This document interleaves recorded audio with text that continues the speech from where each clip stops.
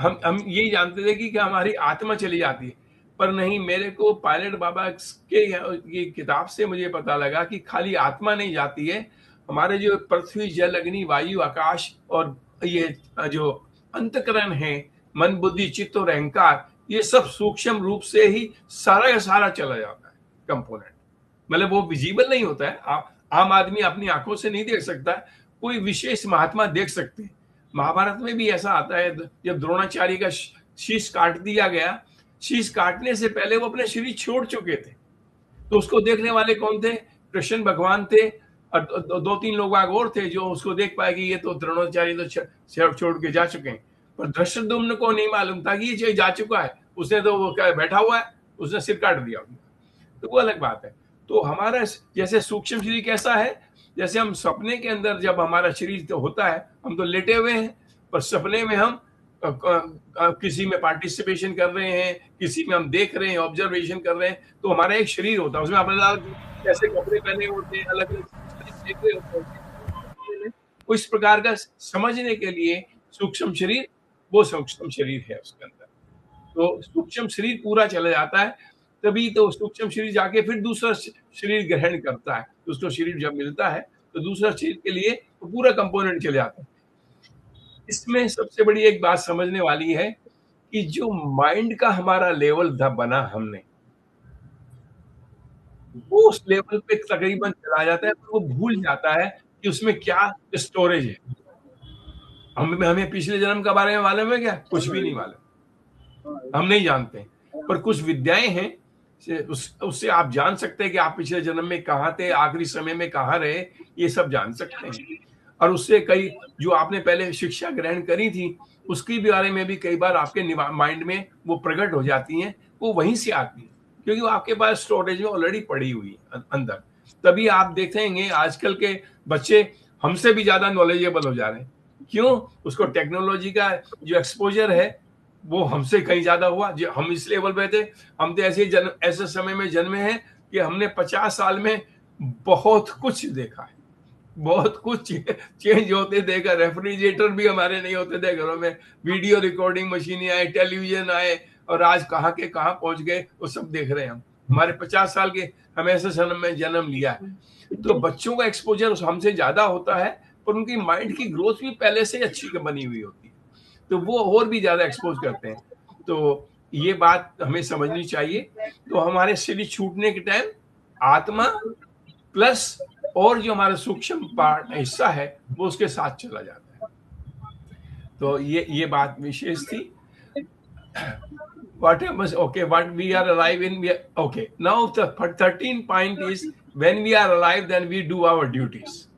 पर जब हमारे पास जीवन है तब हम क्या करें? कई तो कहते हैं अजगर करे न चाकरी, पक्षी करे न काम, दास मलुका कह गए सबके दाता राम। हमें कुछ नहीं। अरे भाई, तुम कोई पक्षी हो गया? तुम अजगर हो गया जो काम नहीं करोगे? तुम तो मनुष्य हो। बुद्धि लेवल का मनुष्य लेवल सबसे ज्यादा हाईएस्ट लेवल जो होता है प्राणियों में, वो मनुष्य के पास है। तो हमें अपने कर्तव्य करने ही करने हैं। अगर आप ये देखें, सबसे बड़ी बात यह कि हमारे जीवन के 4 चरण हैं, 4 हिस्से हैं। एक तो बाल्यावस्था, जो 25 वर्ष तक का माना जाता है बाल्यावस्था, उसमें हम शिक्षा का ग्रहण करते हैं, नॉलेज ग्रेन करते हैं, सब समझते हैं, करते हैं, शिक्षा में नॉलेज आई। और 25 से 50 मैक्सिमम जो है, हम अपना उसका जो नॉलेज गेन करिए उससे अपना अर्निंग करते हैं, परिवार को बसाते हैं, परिवार की जिम्मेदारियां हम निभाते हैं, है कि नहीं है? क्योंकि जैसे बच्चों का जो 25 साल का, उसकी जिम्मेदारी किसने निभाई? हमारे माँ बाप ने निभाई। तो उन्होंने अपना कर्तव्य किया कि नहीं किया? उन्होंने अपना कर्तव्य किया, उनको प्रेम भी था आपके प्रति, और अब भी जब है तो माता पिता वो अब भी रखते हैं प्रेम। तो माता पिता ने जो काम किया वो काम हम 25 से 50 वर्ष की उम्र में करते हैं। 50 से भी ज्यादा हो जाता है कई बार। मतलब बच्चे शादी वगैरह, हमारे हिंदी भारतीय संस्कृति के साथ जब तक कि बच्चों की शादी नहीं, तो हम अपनी जिम्मेदारी तब तक माने जाते हैं और उनका काम करते हैं, जितना बेस्ट हो सकता है हम करते हैं। तो वो कर्तव्य है कि नहीं है? अब इसी प्रकार से जैसे अर्जुन को परेशानी हुई, कहता है भाई मैं क्या करूंगा लड़ करके, हमें क्या लगे, हमें जमीन हम क्या करेंगे, ये तो सब मर जाएंगे, ये हो जाएगा। तो भगवान कहते ये पकड़ मारा, जो वहाँ पर क्या नाम से जंगल में जाके अपनी साधना कर, उससे आगे बढ़, ऐसा नहीं किया। उन्होंने कहा तेरा इष्टतम कर्तव्य जो है, तुमने तुमने युद्ध शुरू किया है, इसको काम पूरा भी करना है कि नहीं है? भगवान राम से हम शिक्षा लेते हैं। भगवान राम ने क्या किया? सीता जी को रावण उठा ले गया, तो रावण को सोचते कि अरे कोई बात नहीं, एक जना चला गया, परिवार का सदस्य चला गया, हम और ले आएंगे परिवार के सदस्य, हमें क्या को लड़ना है, इतने लोग मर जाएंगे। नहीं, उन्होंने उसकी मान सम्मान की जो बात है, उसका अपना कर्तव्य पूरा किया एज ए पति के रूप में, और एक ईश्वर के रूप में जब भी आए कि राक्षसों का संहार करना है, उन्होंने अपना काम पूरा किया। तो हमें कर्तव्य कभी भी से भागना नहीं चाहिए। और मैं इसमें एक विशेष बात कहता हूं कि जितना भी हम कुछ देख रहे हैं, सब कुछ ईश्वर में है। तो कर्तव्य है, इसमें भी वही ईश्वर का रूप है जिसका हमें सेवा करनी है। हनुमान जी महाराज से हमें सीखना चाहिए कि देखो, हनुमान जी महाराज का इतने सब कुछ समर्थ होते हुए भी भगवान से क्या मांगा? केवल प्रेम मांगा। प्रभु आप मेरे पर सिर पे हाथ रख दो, इतना ही मांगा।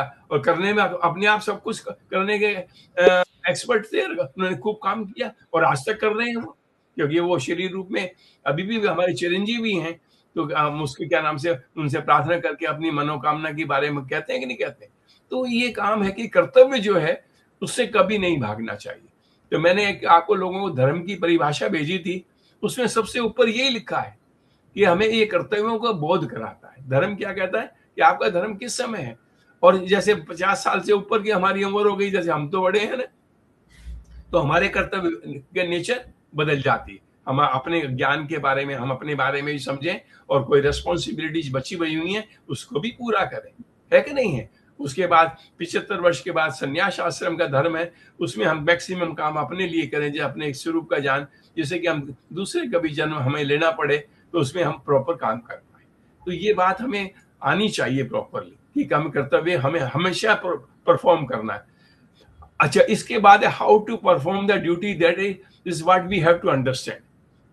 ये जो ड्यूटीज हैं, क्योंकि यही बंधक कारक भी बनती हैं। जैसे प्रवृत्तियां आपके साथ बनी तो आप कर्तव्य में फंसे हैं।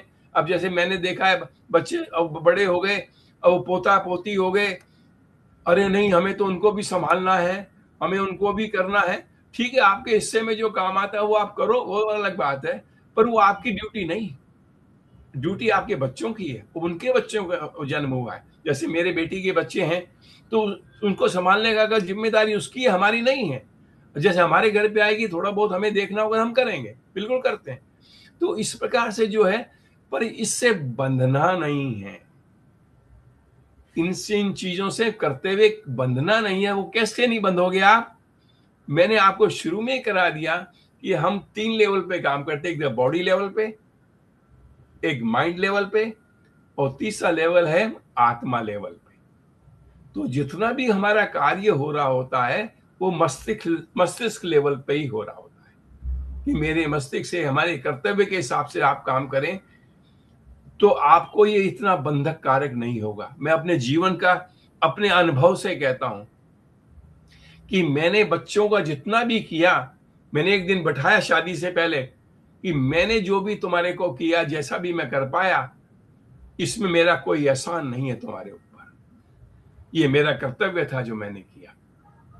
तो इसी प्रकार से हम अपना कर्तव्य को करें, पर उससे कोई लपेट नहीं, क्योंकि आपका ऐसा नहीं, आपने अपना कर्तव्य था पूरा कर दिया तो आप बंधक कारक नहीं बन पाओगे।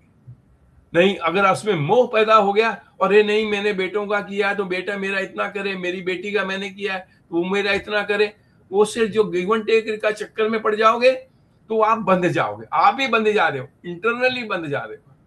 तो हमारे को क्या है, कर्तव्य जो है वो केवल एक निमित्त मात्र है कर्तव्य का, जिसको आप करेंगे तो उसमें आपको बंधक कारक नहीं बनेगा।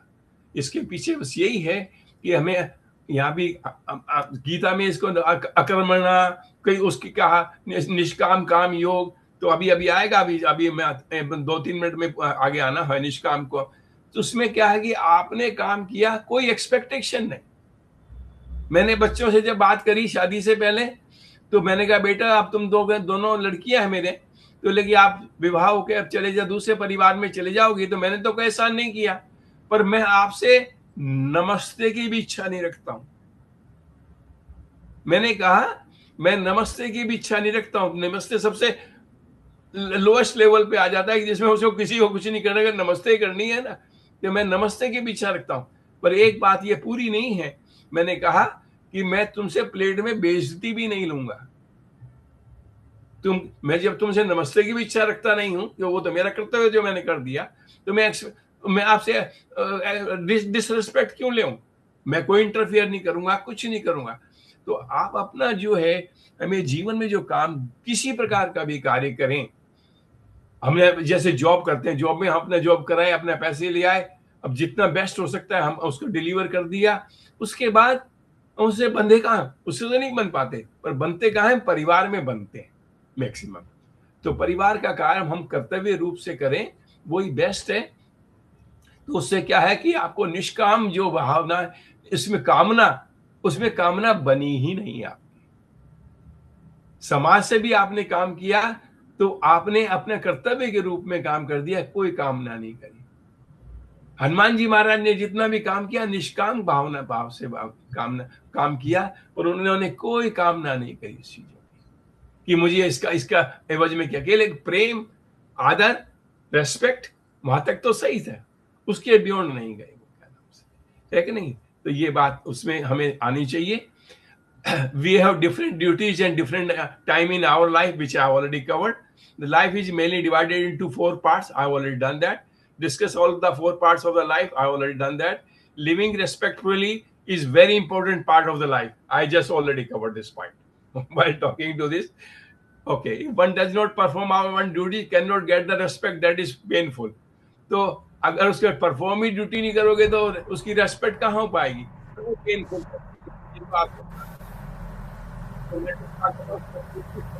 मैं पहले ही कह चुका हूं।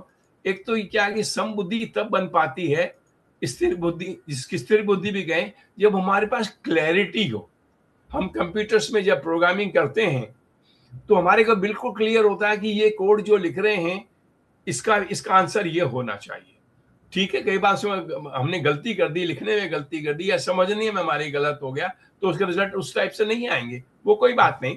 पर हमें क्लैरिटी होनी चाहिए। जैसे डॉक्टर है प्रशांत सिंह, अब इसको क्या नाम, जब तक क्लैरिटी नहीं होगी तो उसका ऑपरेशन का मालूम ही नहीं कि किधर कहाँ चाकू चलाना है, तो क्या होगा, कुछ नहीं होएगा, फिर मुश्किल में डालते हैं, है कि नहीं है? तो क्लैरिटी होनी चाहिए। जब क्लैरिटी होगी तो आपके पास आपकी बुद्धि भी स्थिर हो जाएगी, और उसमें समता का मतलब आपको एक कर्तव्य रूप से आप जब करेंगे तो आपको बिल्कुल समभव बुद्धि से करेंगे। आपको ये नहीं उसमें लगाव होगा कि मुझे इसमें चिपड़ना, क्यों, इसमें कर्तव्य आपने बोध कर रहा, उससे आपका काम पूरा हो जाएगा, है कि नहीं है?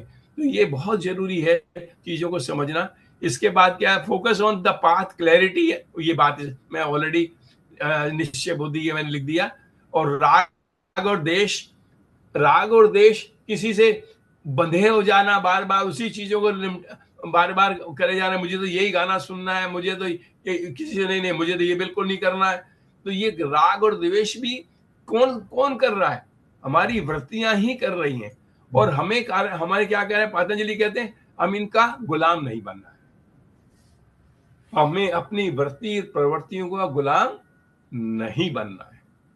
तो जितना बेस्ट लेवल हो सकता है, जैसे भूख लगेगा, मुझे तो इसका गुलाम नहीं बना रहे, भूख तो खाना खाओगे, इसमें क्या बात है भाई, है कि नहीं है? अब कोई बाहर जाके यहाँ पर बाहर शेर खड़ा हो जाए तो आपको डर नहीं लगेगा? बिल्कुल लगेगा, है कि नहीं है? हालांकि वो वृत्ति कर रही है, पर आप उसके हिसाब से रिएक्ट करोगे। पर उसको मिनिमाइज लेवल करने के लिए आप जब आत्मा लेवल पे खड़े रहोगे तो आपको ये चीजें इतनी परेशान नहीं करेंगी। ना राग करेगा, ना द्वेष। द्वेष किससे? वो भी आत्मा है, उसकी बुद्धि से आप राग द्वेष कर रहे हो ना, कि उसकी बुद्धि की विचारधारा आपसे मैच नहीं कर रही है, तो आपको राग द्वेष उसमें फंसा है। अभी उससे आपको कोई प्रेम कर रहा है, आप उसमें फंसे पड़े। तो वो तो राग द्वेष जो होता है उसको मिनिमम लेवल पे लाना चाहिए, क्योंकि हमें अपना अपना कल्याण करना है। हमारा ऑब्जेक्टिव हैप्पीनेस और पीसफुल रहने की स्टेट में रहना है। तो वो उसके लिए ये बहुत जरूरी है। और ये लास्ट पॉइंट एक मैं कर दूं आज, जो करके के 2-3 में, तो जितने हम कर्म, इसमें एक हमारे श्लोक आता है सबसे मशहूर है, कर्मण्येवाधिकारस्ते मा फलेषु कदाचन। ये आप लोगों ने खूब सुना है, गीता का श्लोक, कर्मण्येवाधिकारस्ते मा फलेषु, कर्म करने का वाधिकार तो आपके पास क्या है? कर्म तो आपको करना है। क्यों? आपकी बुद्धि, मन बुद्धि आपको काम में लगाएंगी, तो कर्म करना तो आपके अधिकार में है, पर उसके रिजल्ट्स कैसे आएंगे ये नहीं मालूम होता है। ट्रंप ने लड़ाई तो शुरू कर दी कि मैं ये कर लूंगा, वो कर लूंगा, ईरान को 1 हफ्ते में निपटा दूंगा, रशिया ने कहा मैं 1 हफ्ते में यूक्रेन को निपटा दूंगा। 4 साल हो गए लड़ते हुए, रिजल्ट अपने हाथ में रहे क्या? You can do your best, results हमारे हाथ में होते ही नहीं है। ये महाभारत में भी और जगह आता है, तकरीबन हम कम काम करते हैं तो is a very heavy percentage जो हमारे को रिजल्ट्स देती है। कि जैसे हमने पढ़ाई पढ़ी तो हमने पढ़ करके अच्छे नंबर लाए अपने तो वो हमारा काम हुआ कि नहीं हुआ, तो वो रिजल्ट्स उसमें आते ही आते हैं। पर कुछ ऐसे हैं जिसमें हम बहुत अच्छा करते हैं, रिजल्ट्स फिर नहीं आते। कुछ ऐसे कि बहुत कुछ काम किया, रिजल्ट बहुत अच्छे आ गया। ये शेयर मार्केट का मैं तो खर्चा नहीं करता हूं, पर शेयर मार्केट का आपने लगा दिया पैसे और कोई कंडीशन ऐसी बनी उसमें खूब हिसाब से पैसा बन गया, क्योंकि आपका माइंड इतना बढ़िया नहीं था, फिर भी आपने ले लिया पर काम हो गया। ऐसे बहुत सारे काम होते हैं, तो वो परसेंटेज बहुत कम है जहां ये इनबैलेंस होता है। वो क्यों होता है वो टॉपिक अलग है, वो हम अलग कभी कवर कर सकते हैं। पर हमारा क्या है, हमारे पास जो हमारे में बुद्धि है उसमें बेस्ट जो है हम काम कर सकते हैं, वो हमें काम करना चाहिए। पर रिजल्ट कैसे आए वो हमारे हाथ का नहीं है, उसको एज इट इज एक्सेप्ट करना चाहिए, क्योंकि वो भगवान का तरीके से फल दिया है, उसने जैसा भी है, अच्छा है या बुरा है, वो हमें एक्सेप्ट करना चाहिए। ठीक है, मैंने अपना बेस्ट कर दिया। मेरे को जब मैं 2nd पोजीशन आई दिल्ली यूनिवर्सिटी में, फर्स्ट ईयर के अंदर मैं दिल्ली यूनिवर्सिटी में, तो मेरे प्रोफेसर पीछे पड़े, अब के बहुत बढ़िया कर, तो बहुत अच्छा आ जाएगा नंबर। मैंने कहा I will do my best, पर क्या आएगा I will accept as it is. ये तब भी मैं कॉलेज के टाइम भी मेरे विचारधारा ऐसी थी। तो क्या नाम से और पूरे जीवन में काम आए, you do your best, whatever outcome it comes out, accept as it is, as simple as. तो ये कर्मण्येवाधिकार से देखो मैंने बिल्कुल और ढंग से इसको लिया कि फल का जैसा भी आता है उसको एज इट इज ग्रहण करें। तो याद कह करके आज का हमारा पूरा होता है। जय श्री कृष्णा। कोई क्वेश्चन नहीं है? तो तिवारी जी फिर अपना आप हमारे वो तिवारी जी वो करें एंड की प्रार्थना, तो अपन पूरा करें। हरि ओम। भद्रं कर्णेभिः शृणुयाम देवाः, भद्रं पश्येमाक्षभिर्यजत्रः, स्त्रैरङ्गैः तुष्ट्वा पुंसस्तनूपस्य मध्ये वोहितं यदायुः। ओम स्वस्ति न इंद्रो वृद्धस्रवाः, स्वस्ति न पूषा विश्ववेदाः, स्वस्ति नस्तार्क्ष्यो अरिष्टनेमिः, स्वस्ति नो बृहस्पतिर्दधातु। ओम शांति शांति शांति। जय Shri Krishna. Now we may leave the meeting. हाँ जी आप कुछ कह रहे थे तिवारी जी? अब मीटिंग बंद कर दें क्या? हाँ बिल्कुल बिल्कुल बंद। एक क्वेश्चन था, हाउ वी विल डिस्टिंग्विश सोल बुद्धि एंड निश्चय बुद्धि? बुद्धि और निश्चय बुद्धि, बुद्धि तो नॉर्मल जो बुद्धि है वो हमारे पास है, जैसे बुद्धि है कि नहीं है, पर वो किस टाइप से बिहेव कर रही है उस पर डिफरेंशिएशन आएगा, है कि नहीं? ये आपको जो है आपको बहुत क्लियर है कि ये मैं ये कर रहा हूँ, इस हिसाब से काम हो जाएगा, है कि नहीं? वो आपकी निश्चयता उसमें आ गई, क्लैरिटी उसमें है तो निश्चय हो गया। और बुद्धि नॉर्मल बुद्धि तो बुद्धि है ही है, इसमें क्या बात है? और किस टाइप से बिहेव करी उस पर ज्यादा निर्भर करता। अब आपको क्लैरिटी नहीं है, मेरे को पता नहीं होगा नहीं होगा क्या होगा, वो जो है मतलब बहुत असंभवता जिसका मालूम ही नहीं कि किसमें आपको, तो you are not clear on that. तो यू शुड बी क्लियर। जैसे हमने इतने काम किया प्रोग्रामिंग का, इतना सिस्टम डिजाइन किए, तो हमारे क्लियर होता था कि हमारा ये इनपुट है, इसका ये आउटपुट आएगा। जैसे डॉक्टर प्रशांत सिंह है, इनको क्लियर है कि मुझे यहाँ पेंडिसाइड को यहाँ से निकालना है, इसको इस पोर्शन को हमें कट करना है, उसको निकाल कर इसके बाद, और क्लैरिटी नहीं है तो he will be looking forward कि सीनियर्स को साहब हमारे साथ खड़े हो जाओ आप, है कि नहीं है? तो निश्चय बुद्धि होनी चाहिए, उसके बगैर काम आप प्रोग्रेस नहीं कर पाएंगे। और कोई प्रश्न? ठीक है, जय श्री कृष्ण। जय श्री कृष्ण। जय श्री कृष्ण।